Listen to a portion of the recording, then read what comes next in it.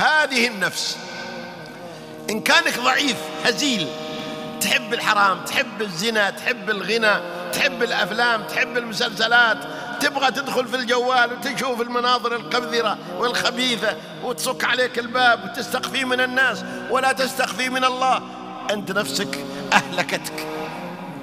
إن كانك رجل كل ما قالت نفسك شيء يقول لا والله ما أغني، والله ما أكل حرام، والله ما أنظر في الحرام، والله ما أتكلم في حرام، والله ما أتأخر عن طاعة، وتجاهد تجاهد تجاهد. إيش تسوي النفس معك بعدين؟ تترك الأمر بالسوء، تستسلم وتصير نفس لوامة.